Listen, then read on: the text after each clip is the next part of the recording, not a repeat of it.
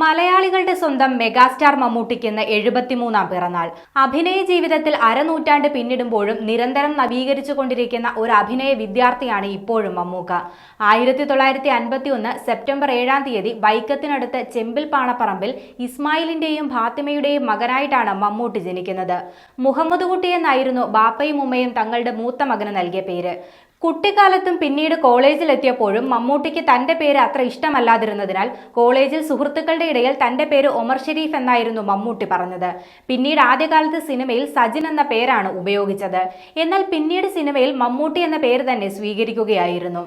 1971 KS Sethumadhavan സംവിധാനം ചെയ്ത അനുഭവങ്ങൾ പാളീച്ചകളിലും 1973 K നാരായണൻ സംവിധാനം ചെയ്ത കാലചക്രത്തിലും അപ്രധാന വേഷങ്ങൾ ചെയ്ത് സിനിമയിൽ അരങ്ങേറ്റം കുറിച്ച മമ്മൂട്ടിയുടെ പേര് ആദ്യമായി രേഖപ്പെടുത്തിയത് 1980 ആസാദ് സംവിധാനം ചെയ്ത വിൽക്കാനുണ്ട് സ്വപ്നങ്ങൾ എന്ന ചിത്രത്തിലായിരുന്നു. ഈ ചിത്രങ്ങളിലൊക്കെ മമ്മൂട്ടിക്ക് ശബ്ദം നൽകിയത് മറ്റു പലരുമായിരുന്നു. എന്നാൽ അധികം വൈകാതെ തന്നെ മമ്മൂട്ടി തന്റെ കഥാപാത്രങ്ങൾക്ക് ശബ്ദം നൽകി തുടങ്ങി. 1981 പുറത്തിറങ്ങിയ തൃഷ്ണയാണ് മമ്മൂട്ടി നായകനായി അഭിനയിച്ച ആദ്യ സൂപ്പർ ഹിറ്റ് ചിത്രം. ഇതേ വർഷം തന്നെയാണ് മമ്മൂട്ടിക്ക് ആദ്യത്തെ സ്റ്റേറ്റ് അവാർഡ് ലഭിക്കുന്നതും. അഹിംസ എന്ന ചിത്രത്തിലൂടെ മികച്ച സഹനടനുള്ള സംസ്ഥാന സർക്കാരിന്റെ പുരസ്കാരമായിരുന്നു ലഭിച്ചത്.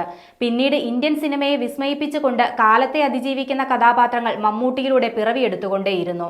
ഒരു വടക്കൻ വീരഗാഥയിലെ ചന്തുവും മൃഗയയിലെ വാറുണ്ണിയും പൊന്തന്മാടയിലെ മാടയും വാത്സല്യത്തിലെ രാഘവനുമൊക്കെയായി എത്രയെത്ര വേഷങ്ങൾ. അഭിനയ ജീവിതത്തിൽ 50 ആണ്ടുകൾക്ക് ശേഷവും മമ്മൂട്ടി എന്ന അതുല്യ പ്രതിഭയ്ക്ക് അഭിനയത്തോടുള്ള അഭിനിവേശത്തിന് തെല്ലും കുറവില്ല. 1983, 84, 85 വർഷങ്ങളിൽ തുടർച്ചയായി സംസ്ഥാന അവാർഡുകളും മമ്മൂട്ടിയെ തേടിയെത്തി. ഏറ്റവും ഒടുവിൽ നൻപകൽ നേരത്ത് മയക്കമെന്ന ചിത്രത്തിലൂടെ 2022 മികച്ച നടനുള്ള സംസ്ഥാന പുരസ്കാരവും മമ്മൂട്ടി നേടി. തേച്ചു മിനുക്കും തോറും തിളക്കവും മൂല്യവും വർദ്ധിച്ചു വരുന്ന രക്തം പോലെയാണ് മമ്മൂട്ടി. മലയാളത്തിനപ്പുറം വിവിധ ഇന്ത്യൻ ഭാഷകളിലും മമ്മൂട്ടി വേഷമിട്ടു.